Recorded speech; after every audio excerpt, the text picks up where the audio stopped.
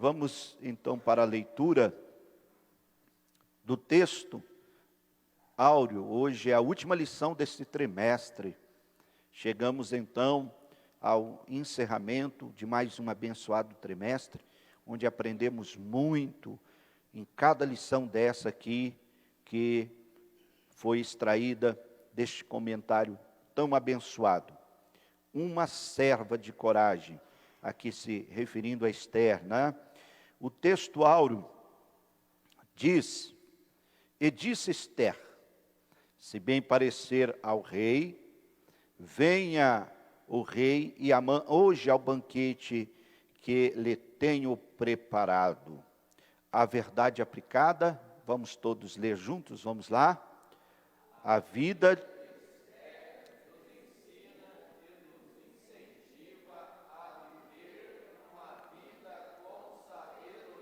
Louvado seja Deus. Veja os objetivos da lição: apresentar a beleza do caráter de Esther, expor que Deus se alegra da humildade de seus servos e, finalmente, ensinar que Esther era uma mulher virtuosa.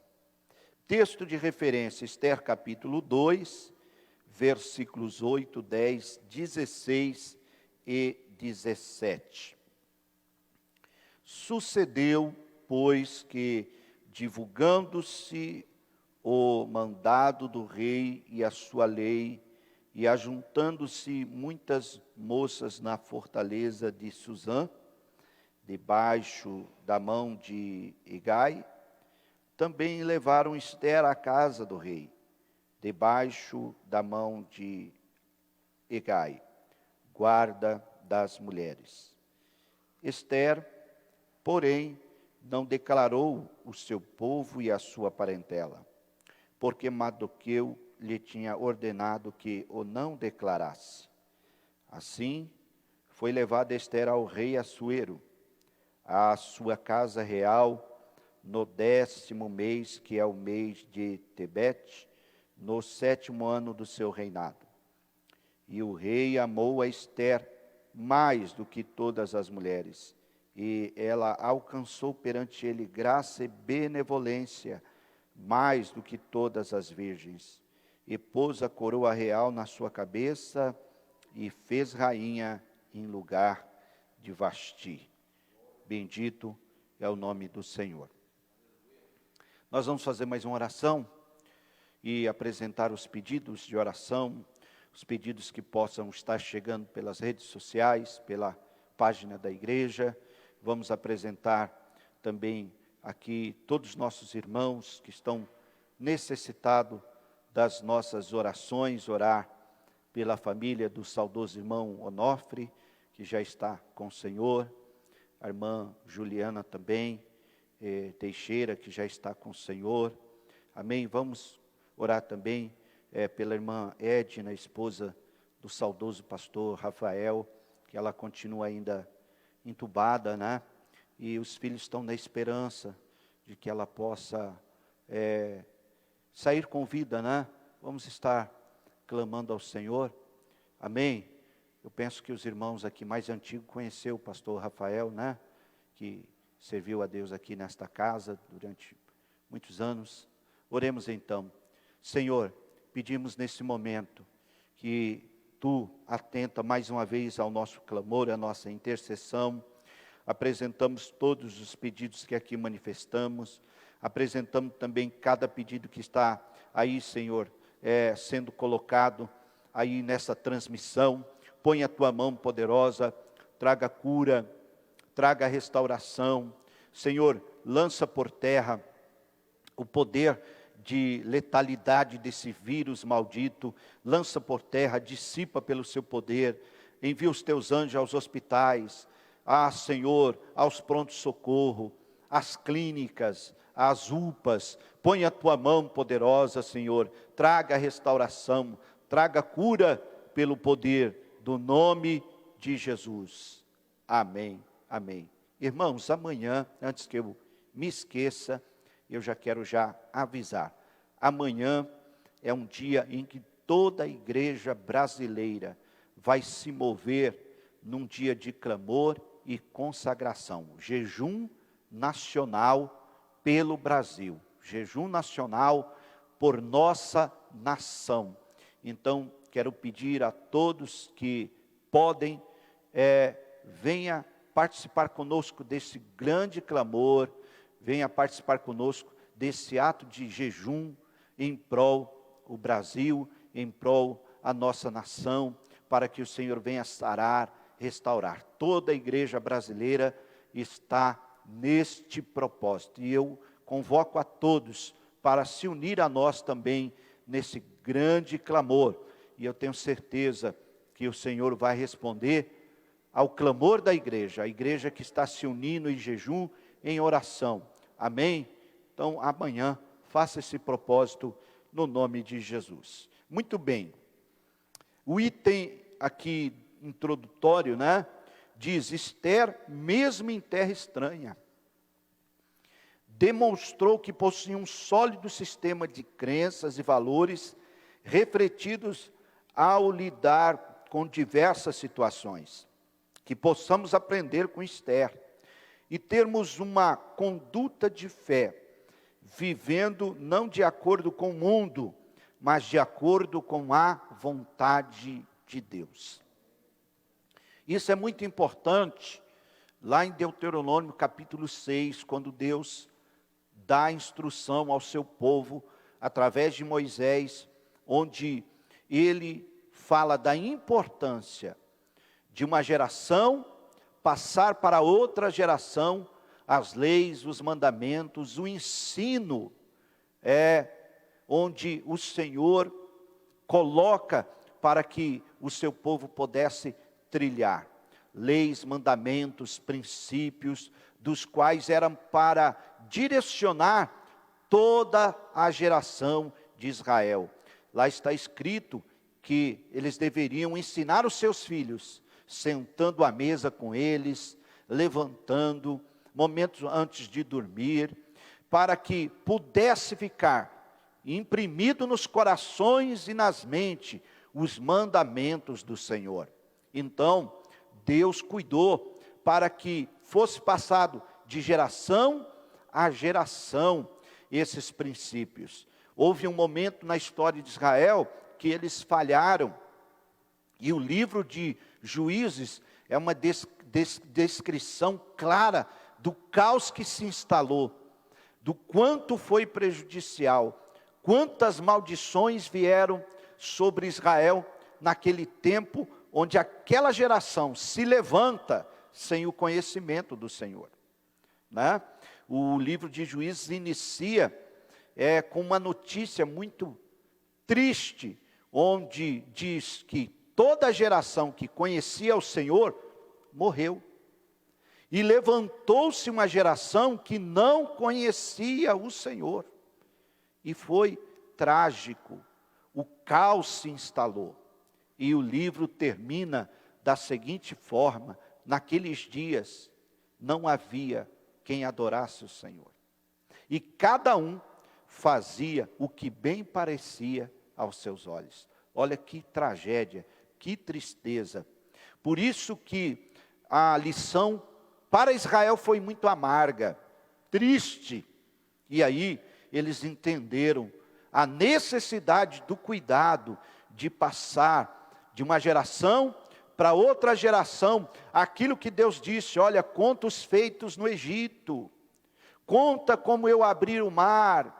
E vai indo em toda a história, a gente percebe Deus tendo este cuidado para que eles pudessem passar para os filhos e aos filhos dos seus filhos. Então, nessa parte introdutória, a gente percebe que Esther era uma jovem que o temor de Deus estava sobre ela, que os valores estabelecidos pelos mandamentos do Senhor estava sobre ela. Importante destacar que cada geração que se levanta, ela se levanta de uma forma, entre aqueles que não têm o conhecimento de Deus, mais difícil do que a outra. com mais níveis de pecados do que a outra. Nós podemos ver o cenário aí do mundo, que cada geração que se levanta é uma pior que a outra, a nível de pecados, de corrupção e de tantos males. Então Deus trilhou um caminho. Olha, ensina, olha, que a minha lei esteja impressa nos vossos corações e nas vossas mentes. Passa isso de geração para geração. Por quê? Porque a influência do mundo, quando ela vir, vai ser em vão. Vai ser em vão. Esther entra dentro de um sistema de uma nação totalmente pagã. E ela estava ali, olha, e Deus honrou ela em tudo. Ela foi honrada pelo Senhor. Por quê? Porque a conduta de fé permaneceu. Os valores, o temor do Senhor estava no coração dela. E aí, quando a gente caminha nesse mundo dessa forma, a gente caminha triunfante. Amém? A gente caminha triunfante. Então, Esther é um exemplo a ser seguido. Na igreja de Cristo, tem lugar para todos. Deus permitiu que diversas mulheres fossem mencionadas em sua palavra, para que pudéssemos aprender que Ele não opera somente por intervenção dos homens. Esther é um grande exemplo de como Deus usa mulheres para demonstrar seu poder. Contudo, é imprescindível que seus servos não andem de acordo com o sistema que o mundo impõe. As regras que devem reger sua vida vêm do céu, direto do coração de Deus.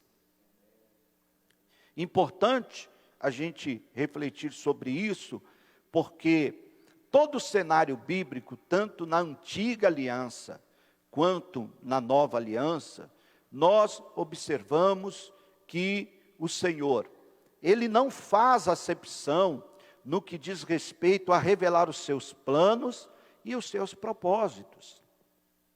Não faz. Mesmo na antiga aliança, onde nós sabemos que havia uma cultura machista estabelecida, e o machismo era muito grande, a tal ponto de que na própria cultura judaica, mulheres era contado com animais, né? Então, se tratando de valor, às vezes um camelo tinha mais valor do que uma mulher, né? Então, era uma cultura extremamente machista. No entanto, Deus fez algo extraordinário, ao mostrar que Ele usa quem Ele quer, que Ele não caminha dentro dessa ótica humana, que para Ele, o homem e a mulher têm o seu valor. Por quê? Porque na antiga aliança, Deus levantou Débora como juíza e profetisa de Israel. Veja, uma mulher que chega ao governo da nação, estabelecido por Deus, pelo próprio Deus. Poderíamos também aqui, que é o caso, Esther. Olha o que Deus fez com essa jovem. Ela se torna rainha de uma nação que exercia praticamente um império. Era um império que regia 127 províncias e nações. Era muito grande. Então veja, Deus também usa as mulheres. E no Novo Testamento temos inúmeros exemplos disso, né? E tem uma mensagem que eu ministrei aqui, que o Espírito Santo nos direcionou numa quinta-feira, está aí no YouTube para quem quiser assistir, sobre Dorcas. Como Deus usou aquela mulher ali em Jope, e depois que ela ressuscitou, aí é que ela foi usada com mais intensidade mesmo. Então veja, Deus deseja usar e demonstrar o seu poder através de homens e mulheres que caminham com Ele. Amém? É isso, é o desejo de Deus. Então, vejamos aqui o que Esther possuía. Ela possuía uma beleza interior. Veja aqui, um servo admirável na presença de Deus chama a atenção, não é mesmo? Entretanto, a verdadeira beleza é a interior. A formosura de Esther encantou o guarda das mulheres, mais do que as outras, embora todas fossem bonitas. Hegai via em Esther algo que as outras não possuíam, a beleza do coração. Devemos orar para que os cristãos sejam pessoas íntegras, capazes, afetuosos, afáveis, tranquilas e cheios de misericórdia. Então, é isso que deve ser manifesto em nós. A beleza interior, do qual o Espírito Santo que habita em nós, ele vai nos levando a caminhar produzindo frutos. Os frutos do Espírito, que está descrito em Gálatas, capítulo 5, a gente observa ali, em primeira mão, Paulo apresentando as obras da carne, e em seguida, os frutos do Espírito. Então, quando nós caminhamos produzindo esses frutos, amados, a beleza de Cristo em nós vai sendo manifesta.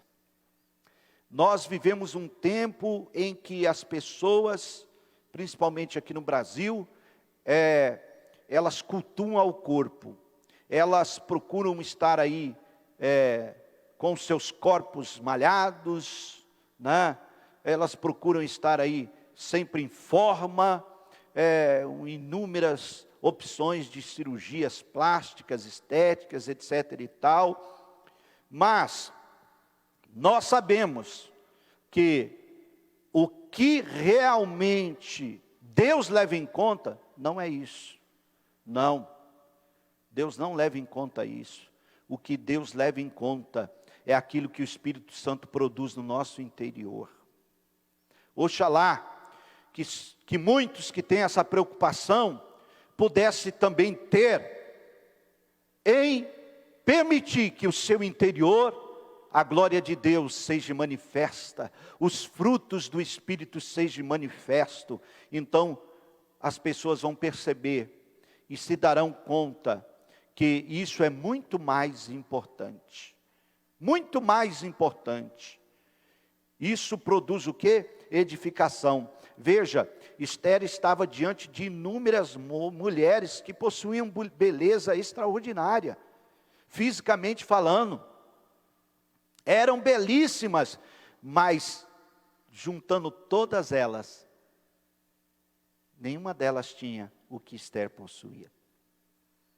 Podia juntar todas, que não iria revelar o que Esther tinha, que era a beleza interior, que era a ação do Espírito de Deus na vida dela. Amém?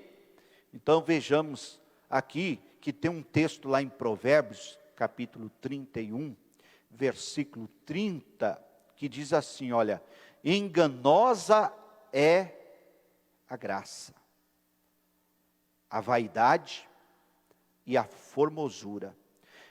Mas a mulher que teme ao Senhor, essa será louvada. Olha, percebe?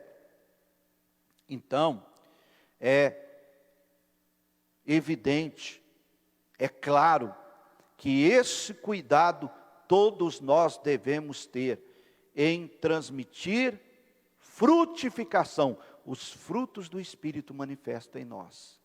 Amém? Vejamos aqui o item 1.2, Esther, uma história de sucesso. Sucesso. Ela foi muito bem sucedida. A gente observa que ali, como está aqui no comentário, para que a história de Esther tivesse sucesso, ela precisou da ajuda imprescindível do Senhor. A Bíblia nos narra que Hegai, o chefe das mulheres, foi o primeiro a ver a graça que Esther possuía, oferecendo-lhe 7 moças de respeito da casa do rei para lhe servir. Esther nos ensina que o crente que teme ao Senhor é uma joia rara. Deixa fluir sua graça através da sua vida diária. Uma luz rara que é vista por todas as pessoas. Esther era detentora de uma graça divina, fazendo dela uma serva especial diante de todos os que com ela conviviam. Ou seja, embora ela estando nos palácios, ela estando adornada, a coroa estando sobre a sua cabeça, ela entendia que ela só estava ali por causa do Senhor.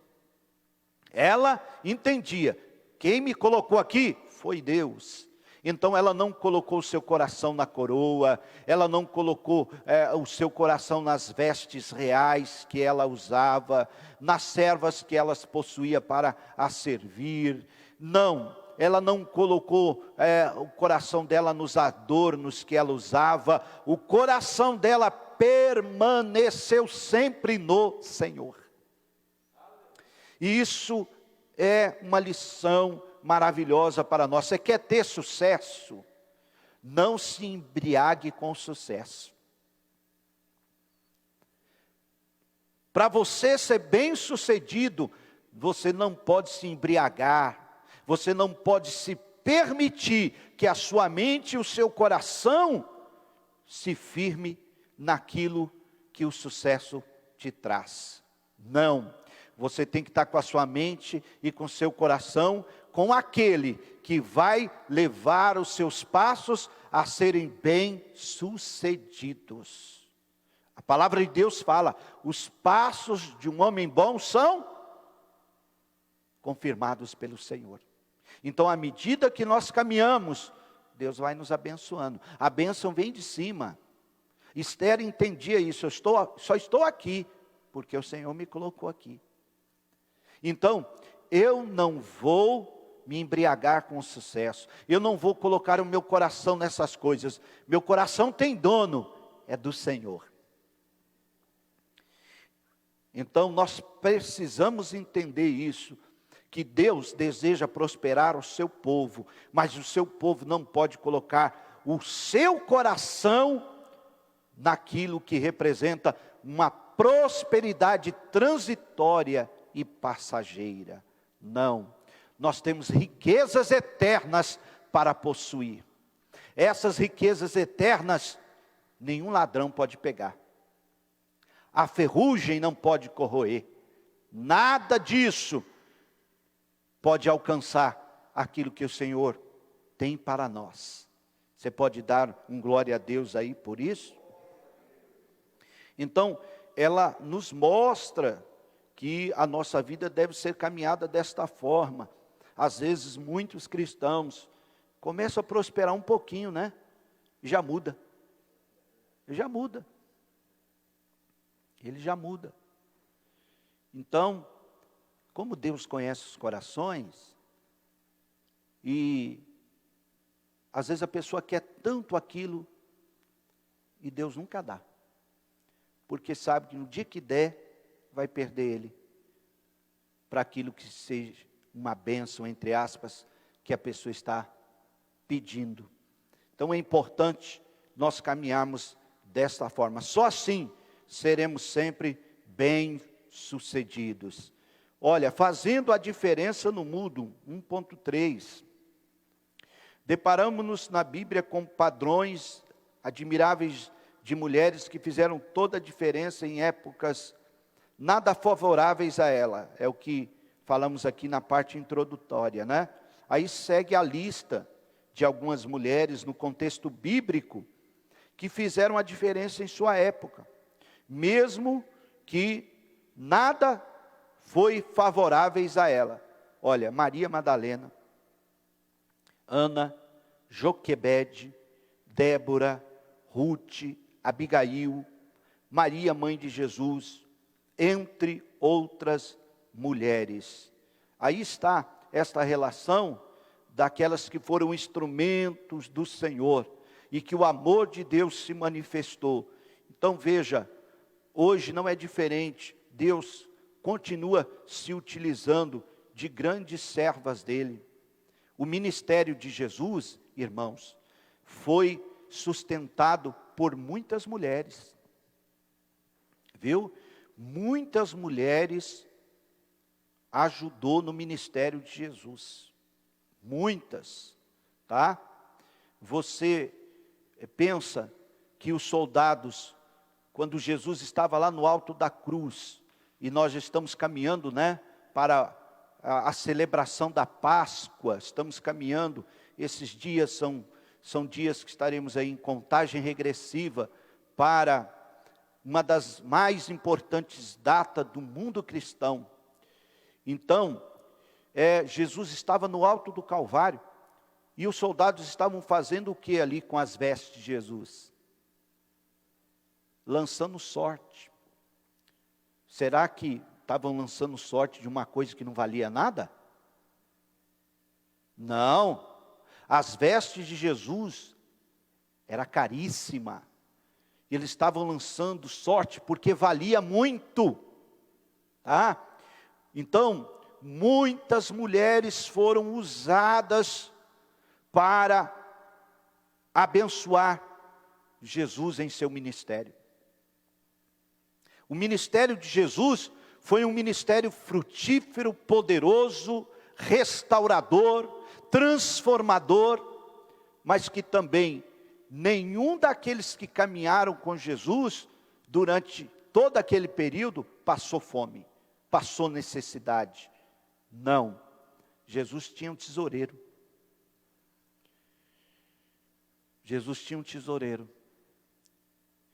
Isso indica dizer que tinha recursos para ser administrado, que tinham doações que fluíam, entre elas muitas mulheres que contribuíram para o ministério de Jesus. Mulheres anônimas, de fato, mas não podemos se esquecer delas, das quais também podemos destacar as duas irmãs de Lázaro, Marta e Maria. Amém? Olha, o tópico 2, coragem para ser diferente. Coragem para ser diferente. 2.1, Deus deve estar no centro da nossa vida. Deus deve estar no centro da nossa vida. Reflita sobre isso, tá? Porque a pedra principal é o Senhor. Temos que compreender que o centro, o pilar principal que nos sustenta é o Senhor. Ele tem que ser o centro. Tudo tem que girar em torno dele. Nós não podemos ser movidos pelo egoísmo do coração, pelo engano do coração, pelo orgulho, pela vaidade. Não. Algum tempo atrás, nós tínhamos um livro, né, chamado Coração do Homem. Quantos aqui lembram daquele livrinho, Coração do Homem? Né? A primeira vez que eu vi a história, né, a irmã me contando lá para a gente na escola dominical, pegou aquele livrinho e começou a mostrar como que era o coração do homem. Interessante, né? Tinha vários animais, tinha o pavão, lembra? A tartaruga, um monte de animal, e cada um deles representava a natureza perversa do coração. Cada um deles, né? Por exemplo, o pavão representava o orgulho, né? A tartaruga, a preguiça, e por aí se vai, né? E a gente aprendeu muito com aquilo, com as coisas dos quais tinha no coração. Aí de repente vinha, né, a pessoa entregando para o Senhor, aí o anjo entrando ali, ó, limpando, tirando tudo, e aí o Senhor reinando. Que coisa linda, né? O Senhor sendo o centro, conduzindo todas as coisas, é o desejo dele, continuar sendo o centro da tua vida. Continuar reinando no teu coração, tá? E com isso, nós teremos uma estrutura, irmãos, que nos tornaremos fortes. Fortes não na nossa força, mas na força do Senhor. Aqui, olha, 2.2, devemos ser fortes. Esther passou por inúmeras situações de tensão. A mais difícil foi aquele pernicioso decreto que Amã manipulou o rei Assuero para pôr fim a todos os judeus. Mas ela permaneceu firme. Ela permaneceu caminhando na força do Senhor. Estamos vivendo dias difíceis, dias dos quais a humanidade nunca atravessou. Dia dos quais as gerações que representam de 100 anos para cá, nunca viveu. Viveram coisas semelhantes em outros tempos, mas como essa nunca se viu. E esse é o momento de nós nos fortalecermos no Senhor e na força do seu poder e entender que Ele está conosco. E sim, recebemos diariamente a força necessária para enfrentar o dia, o poder necessário para enfrentar a adversidade e as calamidades. Ele nos dá o suporte, Ele nos reveste, Ele diz, diga ao fraco, eu sou forte. Aleluia. Que nessa manhã seja uma manhã de você receber forças do Senhor. De você receber graça do Senhor, receber poder do Senhor. Né? O 2.3 aqui diz, não tenha medo de sonhar. Não tenha medo de sonhar. Todos nós temos sonhos. Tá? Deus deu essa capacidade extraordinária de todo ser humano que se move na terra sonhar. Não é proibido sonhar. Ninguém pode tirar de você esse direito de sonhar. Deus nos deu. Deus deu a todos isso. Mas é importante compreender que como servos de Deus, Deus deseja que os sonhos dele se tornem realidade em nossa vida. Porque os nossos sonhos são limitados.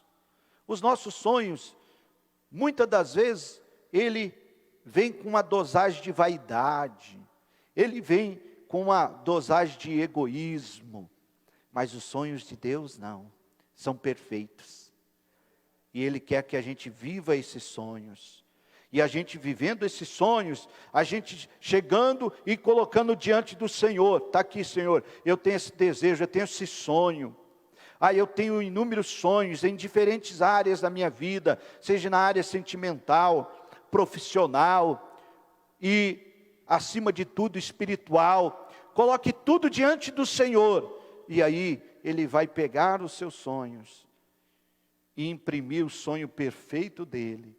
E vai sair muito melhor do que você imagina. Se nós olharmos para o contexto quer impedir a nossa visão de um futuro de bênção. Se nós nos permitirmos sermos dominados por esse senso de fraqueza, nós vamos ser abatidos pelo desânimo, nós vamos nos enfraquecer e acreditar que não há mais esperança. Mas se nós caminharmos rompendo em fé, vamos viver o extraordinário de Deus. Amém? O item 3, para terminarmos, fala da bravura admirável de Esther. Uma mulher que diante do maior desafio, ela não se acovardou. Ela convocou todo o seu povo para orar, para jejuar. Os judeus em todas as províncias se vestiram de sacos e cinzas sobre suas cabeças e se humilharam e buscaram a Deus. Foi um clamor nacional. Um clamor nacional. Vamos fazer esse ato semelhante amanhã. Um clamor nacional. A mão de Deus se moveu. O poder de Deus se manifestou. Ela desmascarou o inimigo na presença do rei. Desmascarou. O inimigo foi desmascarado. E a forca que ele preparou para Mardoqueu, ele foi enforcado nela. Glória ao Senhor. A virtude do Senhor se manifestou na vida dela. E para encerrarmos, o Senhor muda as situações. Amém?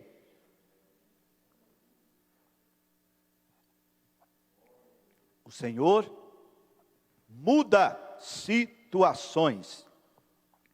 Esther nos ensina que o comportamento do cristão se baseia no encontro pessoal com Deus.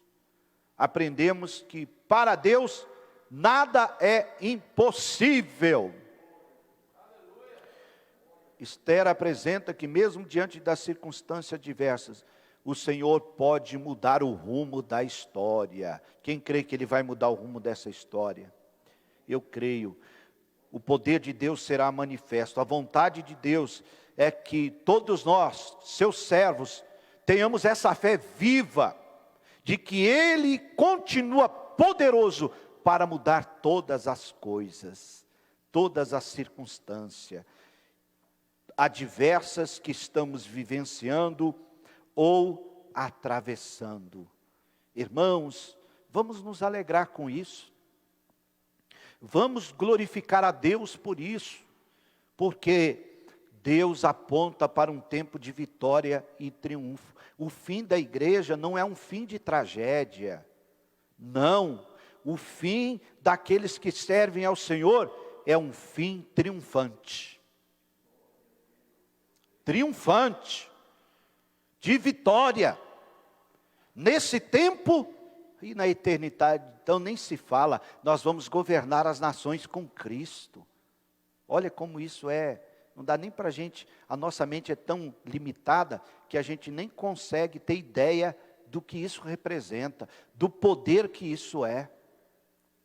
O Senhor tem os planos mais extraordinários com a igreja, os melhores, conforme Ele usou o profeta Jeremias para dizer: o que eu tenho sobre vós é pensamento de bem e não de mal, pensamento de paz, para vos dar o fim que desejais. Tomamos posse dessa palavra bendita nesta manhã, e vamos agradecer a Deus, amém? Vamos orar nesse momento, vamos agradecer ao Senhor por esta palavra abençoada, e depois vamos ler então aqui a conclusão da revista. Pai, te bendizemos por esta palavra poderosa, por esse ensino nessa manhã tão produtivo, tão promissor, pois o Teu Espírito Santo pôde nos ensinar, o Teu Espírito Santo pôde aqui, Senhor, falar conosco. Agora que essas boas palavras, das quais não volta atrás vazia, mas prospera no propósito pelo qual o Senhor a liberou, possa estar sobre a vida de cada um, que cada um possa se levantar, se posicionar, tomando posse do Teu poder e caminhar triunfante em nome de Jesus.